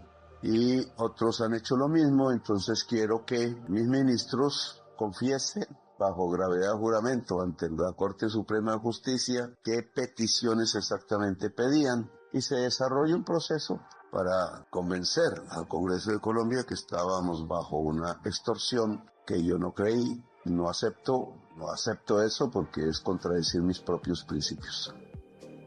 Ya lo escuchábamos en palabras del propio presidente colombiano Gustavo Petro, esta acción que ahora se realiza por parte de precisamente la congresista Gloria Arizabaleta, pues no tiene un sustento legal real y sobre todo también nos deja ver una estrategia pues bastante turbulenta para incidir en lo que sería la segunda vuelta de las elecciones presidenciales de Colombia que se realizarán el próximo domingo 21 de junio. Y hay que recordar en este contexto que también parte de la estrategia que han implementado los movimientos de derecha para desestabilizar a los gobiernos progresistas y proyectos de izquierda en toda América Latina también tiene un pie que es muy importante y no podemos dejar de ver, que es el lawfare o la guerra judicial. En ese sentido, esta acción por parte de la congresista podría caber en ese tipo de amenaza en contra de los proyectos, sobre todo porque ya veíamos que también la disputa que se da actualmente en Colombia en torno a las elecciones presidenciales es muy marcada por el contraste, ya que por un lado tenemos a un candidato de derecha que es Espriella, que representa pues todo ese pasado de violencia, de la violencia no muy lejana, estamos hablando que terminó en 2016, que vivió el pueblo de Colombia y que también ha enarbolado toda una serie de discursos que van encaminados en el odio y la discriminación por parte de este candidato.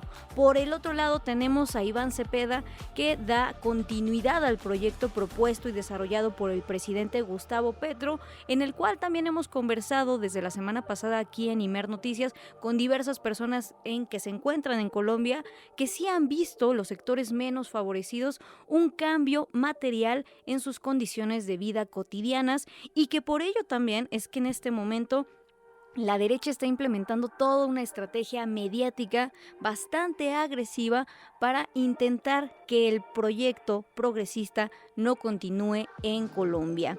Así que lo que suceda el próximo domingo 21 de junio será también determinante para saber cuál es el rumbo de lo que se está disputando a nivel continental. Porque como ya lo veíamos en días pasados también, o ya lo escuchábamos, mejor dicho, en Perú las elecciones también estuvieron muy reñidas en la segunda vuelta, también con los candidatos Roberto Sánchez y Keiko Fujimori. Entonces, estamos viendo un escenario muy convulso y de disputa frontal entre dos formas de ver y habitar el mundo. Por un lado, la derecha con todo lo que representa y por el otro, la izquierda, el progresismo y la vida. Ahora, para conocer más acerca de lo que se está viviendo en Colombia en torno a esta iniciativa por parte de la congresista Gloria Arizabaleta, nos enlazamos con Néstor Ballesteres Puerto, director de la red de emisoras Uniminuto Radio Colombia. Buenas tardes, Néstor, ¿cómo te encuentras? Berenice, muy bien, qué gusto saludarte aquí desde Colombia, pues muy contento de poder acompañar ese análisis que usted está haciendo. Muchas gracias por tomarnos la comunicación directo desde Colombia. Néstor, preguntarte acerca de esta iniciativa por parte de la congresista Gloria Arizabaleta. ¿Cómo es recibida y en qué contexto se da en Colombia en este momento? Porque sabemos que están a 11 días de vivir la segunda vuelta de elecciones presidenciales. Así es, tú lo estás diciendo, estamos a 11 días de las elecciones, ya para la segunda vuelta, que deja a los candidatos Abelardo de la Espriella con un 50% de la votación, con un 43% de la votación, frente a Iván Cepeda Castro, con un 40% de la votación. Eso del pasado 31 de mayo pasado. Esta decisión de la presidenta de la Comisión de Acusaciones de la Cámara de Representantes, que es el juez natural del presidente Petro en este caso, da como resultado una suspensión temporal de su cargo a partir de la fecha hasta el próximo 21 de junio, fecha en que se realizará la segunda vuelta. ¿Por qué se lleva a cabo esta suspensión o este auto de suspensión, que realmente es el llamado a que se haga este ejercicio de suspender al presidente de su cargo? Se da por la aparente, presunta participación en política del presidente. Recordemos que el presidente tiene que ser imparcial en momentos cuando se esté llevando a cabo las elecciones. Entonces, hay diferentes momentos que hacen o que llevan a que la Comisión de Acusación e Investigación de la Cámara de Representantes pues llame al presidente y dé este veredicto. Este veredicto no es de inmediato cumplimiento. Y sí llega en un momento que, como tú lo dijiste, convulsiona el escenario político colombiano. Porque que el presidente de la República se dé la noticia de que está siendo suspendido, pues realmente enrarece mucho el ambiente, pero constitucionalmente no se lleva a cabo ni es vinculante, porque realmente quienes toman la decisión de suspender al presidente de la República no es solamente una magistrada, así sea presidente de la Comisión de Investigación y Acusación de la Cámara de Representantes. Es una ponencia que ella presenta y que debe ser votada por las dos cámaras, tanto por Cámara de Representantes como por el Senado de la República. Entonces el ejercicio de esta suspensión realmente enrarece mucho el ambiente. No es vinculante, pero, como usted lo dice, a 11 días de la contienda final, en la que se dará como el resultado final del presidente de Colombia, pues sí hace que la campaña también tome unos matices bastante extraños que nunca habían ocurrido en la coyuntura política colombiana. Estamos conversando con Néstor Ballesteros Puerto, director de la red de emisoras Uniminuto de Radio Colombia. Néstor, pues ya nos planteabas que esta decisión por parte de la congresista, esta iniciativa, no es realmente vinculante, es decir, en este momento carece de un sustento fuerte, legal y sobre todo del respaldo de las dos cámaras, como ya no lo comentabas. Pero también, ¿qué lectura le podemos dar a que Arizabaleta es miembro del pacto histórico, es decir, del mismo partido de Petro? De acuerdo, eso también es el mismo partido porque lanzaba un ataque similar. Un poco las teorías y las conclusiones que muchos analistas han sacado al momento es que, de alguna forma, el hecho de ser del mismo partido y frente a las acusaciones del presidente de un posible y eventual fraude electoral, pues también resultan suspendiéndolo, quizá como para lograr un escenario de victimización en el que el presidente pues haga un llamado a sus fuerzas, el llamado golpe blando que durante parte de su gobierno lanzaba. El golpe blando hace referencia a un golpe de Estado, pero sin una intervención militar, sino más del lado político, del lado del estado de opinión del país, ¿no? Entonces, como usted lo dice, enrarece el escenario electoral primero, pero también genera muchas preguntas, ¿no? ¿Por qué está sucediendo esto a 11 días de las elecciones? ¿Realmente aquí beneficia? ¿Sí? ¿Realmente beneficia al candidato del pacto histórico, que en este caso es Iván Cepeda, o realmente ante una mirada crítica podría llegar a afectarlo? Entonces, es un poco como el escenario político que se ha movido a lo largo del día en Colombia. El presidente Pedro pues lanzó también una crítica frente a esta congresista, frente a esa acusación que le hizo. Entonces también el escenario está muy enrarecido, ¿no? El ministro del Interior, Armando Benedetti, también hizo un llamado a que esto no debería pasar al menos dentro de ese partido, que en este caso es el pacto histórico, ¿no? Entonces, pues fíjese que este ejercicio nunca había ocurrido, nunca se había dado ese ejercicio de esa medición de fuerzas en un momento como tan trascendental para el país y en el que pues lo que debe primar realmente es las propuestas electorales, las propuestas de campaña, las miradas de país y cómo estas se van a ver reflejadas en el momento de que los colombianos depositemos nuestro voto en las urnas. Que será precisamente el próximo domingo 21 de junio esta segunda vuelta de las elecciones presidenciales. Agradecerte mucho, Néstor Ballesteros Puerto, director de la red de emisoras Uniminuto Radio Colombia, por este reporte que nos brindas desde Colombia. Muchas gracias y buenas tardes. A ustedes muchas gracias por estar pendiente de lo que pasa en nuestro país, en Colombia, y desde acá les enviamos un gran abrazo a toda la República Mexicana y ahí también a ustedes, a la radio IMER, pues abrir sus micrófonos para saber más de nuestro país, Colombia. Gracias, Néstor. Un abrazo, Berenice. Muchas gracias. Gracias. Efectivamente, seguiremos puntualmente también este proceso electoral que se desarrollará en Colombia ya en unos días. Por el momento son las 2 de la tarde con 38 minutos, hora del centro de nuestro país, y es momento de irnos a una pausa, pero recuerden la pregunta del día y ayúdenos a contestarla. ¿Qué fue el halconazo? ¿Saben qué sucedió el 10 de junio de 1971? Vamos a una pausa y regresamos.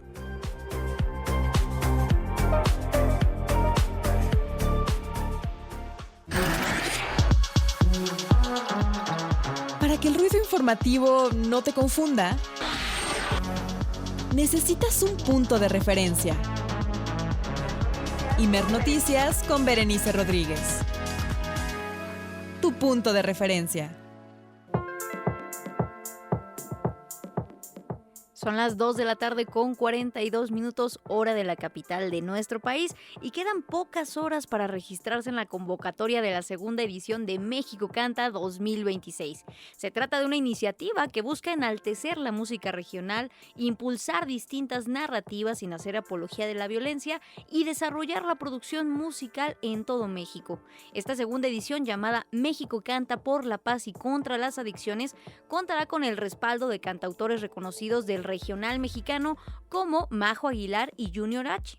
Si tienes entre 18 y 29 años, cantas, compones o interpretas música regional mexicana, apúrate porque la convocatoria cierra hoy 10 de junio a las 22 horas. Registra tu canción en el portal mexicocanta.gov.mx y busca un lugar en la gran final que se celebrará en el Auditorio Nacional en la capital del país.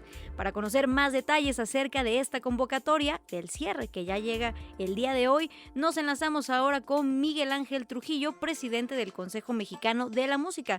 Buenas tardes, Miguel, ¿cómo te encuentras? ¿Qué tal, Berenice? Muy buenas tardes a ti y a todo tu auditorio. Yo estoy feliz y muy emocionado por toda la cantidad de inscripciones que hemos tenido esta segunda edición de México Canta, y como bien lo mencionaste al principio, pues quedan unas cuantas horas. Hoy a medianoche se cierran las inscripciones para esta segunda edición de México Canta, en donde estamos buscando a intérpretes, solistas, dúos, grupos de música tradicional mexicana o regional mexicana que quieran utilizar esta plataforma como apoyo a su carrera. Y que recordemos que el año pasado la convocatoria, la primera de este concurso, tuvo un éxito rotundo en el cual vimos el talento de las y los jóvenes de México y también los que actualmente residen en Estados Unidos. En esta convocatoria de 2026, Miguel Ángel Trujillo, ¿cómo va la recepción de trabajos y propuestas? ¿Cuál es el ánimo? No, estamos muy felices, como te lo mencionaba Berenice, porque la respuesta ha sido muy, muy buena. Y este año, que a diferencia del año pasado, como sabes, el año pasado estábamos abiertos a todos los géneros de música, haciendo un poco hincapié en este tema de los corridos que hacen apología al delito o lo glorifican, pues se hace hincapié en el género, que es el género que más utiliza este lenguaje, y pues hemos recibido canciones de todo tipo, de mariachi, de banda, tropical, cumbia mexicana, corridos también, pero corridos de amor, de desamor. O sea, es una cantidad de música que tendremos que empezar a evaluar a partir de mañana, que se cierran las inscripciones.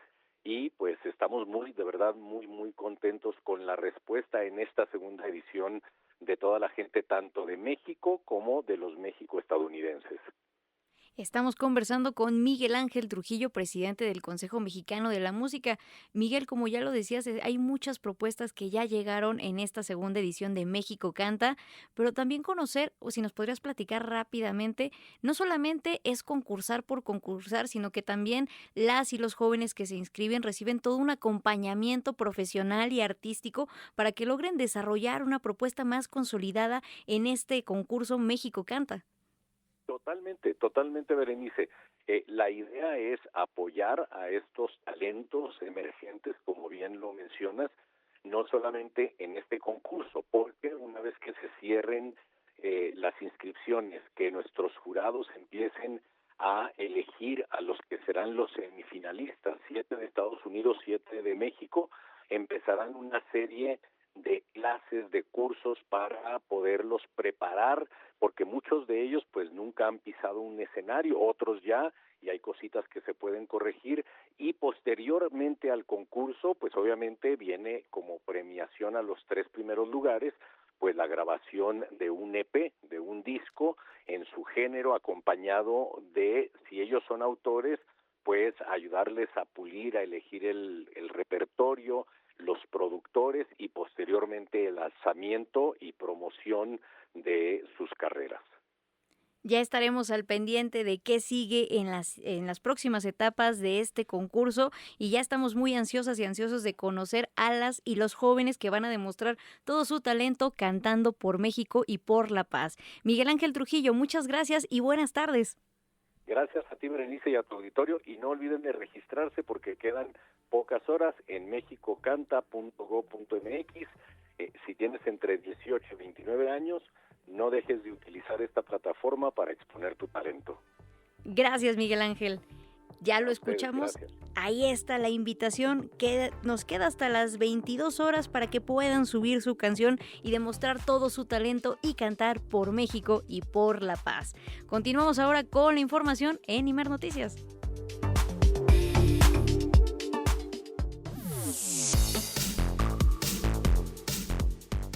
Abunda la desinformación, pero aquí en Imer Noticias la desnudamos, es decir, le decimos lo que es verdad y lo que no. Estamos en Infodemia porque 2 casos de desinformación que circulan en redes sociodigitales, videos falsos sobre el Mundial de Fútbol 2026 que buscan generar pánico y acusaciones sin sustento contra la Conagua por supuestos contratos irregulares. Nuestro compañero Rafael Burgos nos informa. Con el Mundial en pleno desarrollo, la desinformación también juega su partido. La Secretaría de Seguridad Ciudadana de la Ciudad de México alerta que circulan videos falsos por WhatsApp y redes sociales sobre supuestos disturbios en el Estadio Ciudad de México. Son contenidos fabricados para generar miedo, no los compartas. Para identificarlos te sugerimos lo siguiente: desconfiar si el mensaje llegó reenviado muchas veces, si el título está en mayúsculas gritando urgencia o si está repleto de emojis y capturas sin fuente clara. Verificar siempre la fecha y el origen. Muchas de estas imágenes corresponden a otros eventos u otros países. Ante cualquier duda, puedes consultar fuentes oficiales. En caso de que detectes una fake news, puedes reportarla a la Policía Cibernética de la Secretaría de Seguridad Ciudadana al 55 52 42 51 00, extensión 5086. Una asociación civil acusó a la Conagua de entregar contratos de forma irregular a 10 empresas sin experiencia en obras hidráulicas. La información corrió rápido en redes, pero hay datos que la desmienten. La propia Conagua revisó los procedimientos señalados y confirmó que todo se realizó conforme a la ley, que las empresas sí ejecutaron los trabajos y que las obras están concluidas. Más importante aún, la Auditoría Superior de la Federación ya fiscalizó esos contratos y no encontró daño al erario ni responsabilidad administrativa de ningún servidor público. Un ejemplo más de que antes de compartir, primero hay que verificar. Para Imer Noticias, Rafael Burgos.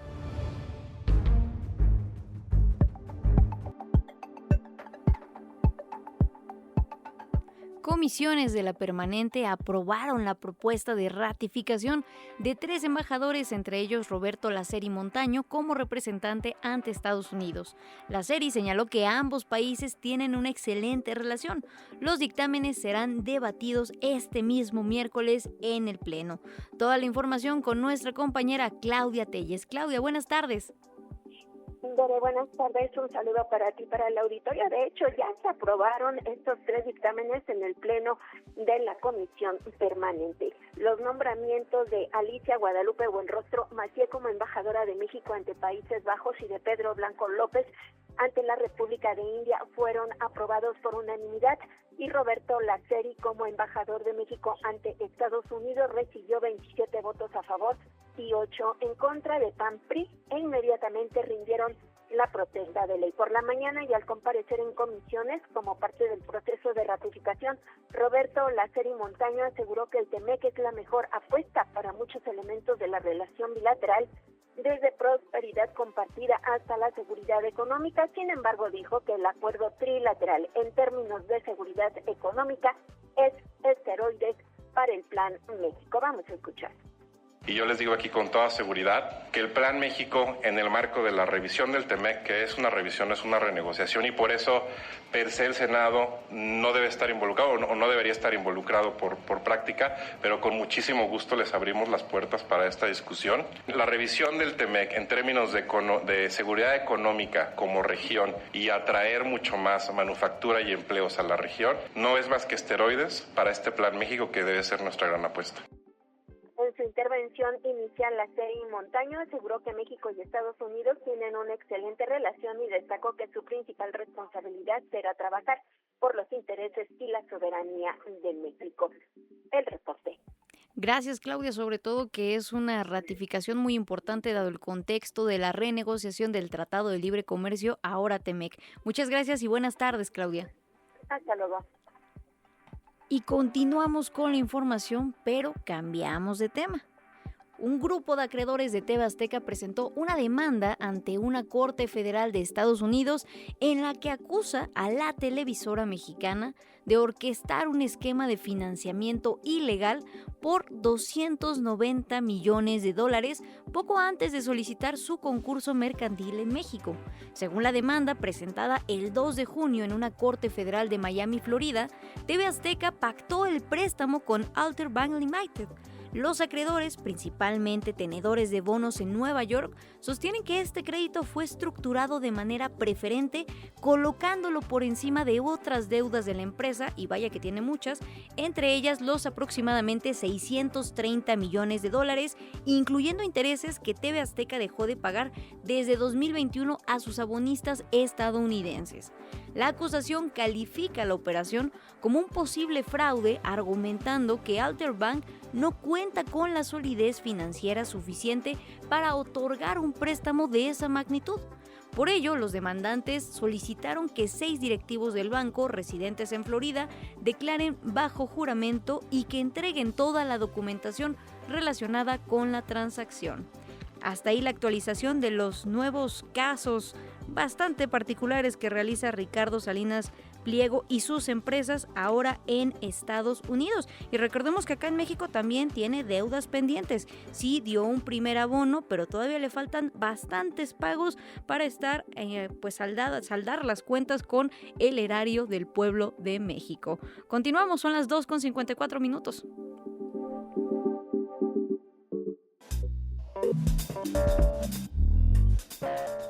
Ya llegó lo kitsch a Imer Noticias, y es que Italia nunca pasa de moda, y esta vez en nuestra sección que aborda lo más kitsch del momento, nos sorprende con los kioscos digitales para recibir limosna a través de pagos electrónicos.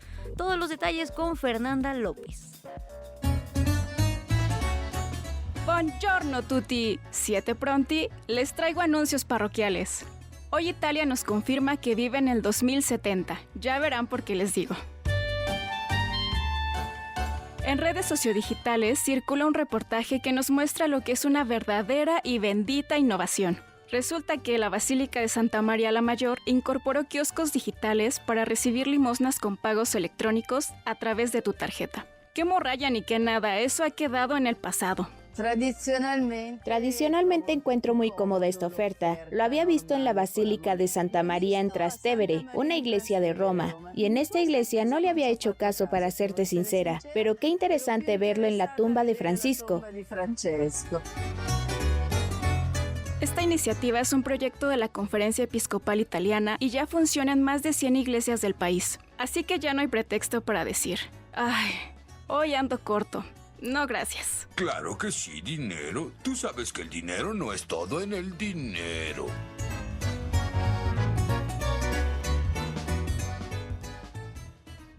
Y porque somos del desierto, carnal. Soy del desierto, trabajo en la tierra y mi cosecha regresa, regresa. Soy como el río que anda por las piedras. No tener agua la vida se lleva.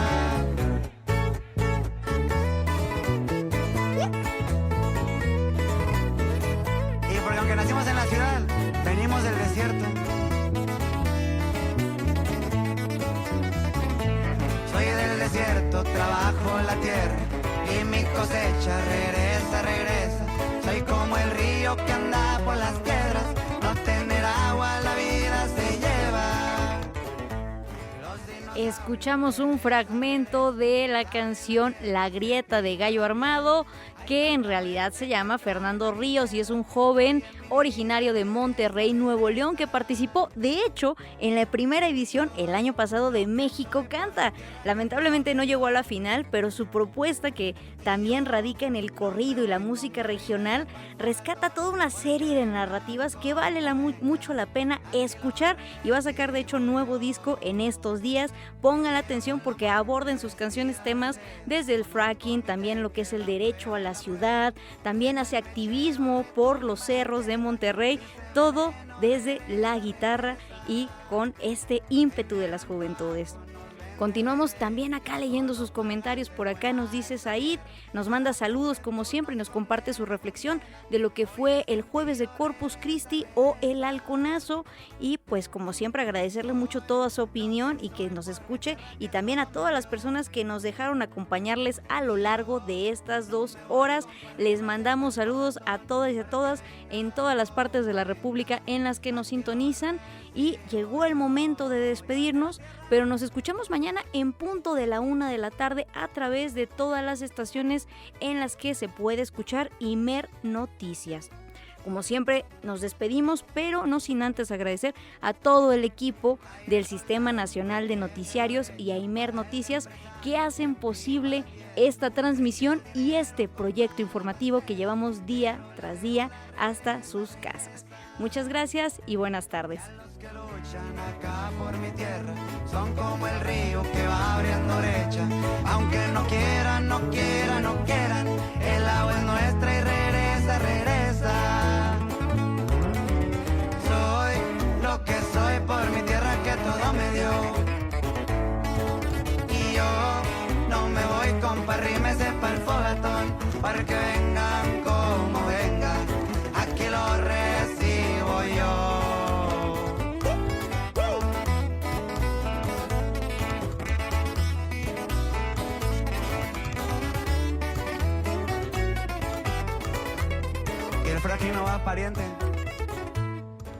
Las opiniones aquí expresadas son responsabilidad de sus autores y no representan la posición editorial de Imer Noticias.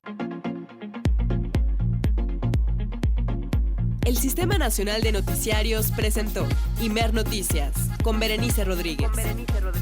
Tu punto de referencia. Periodismo. Desde lo público, contigo.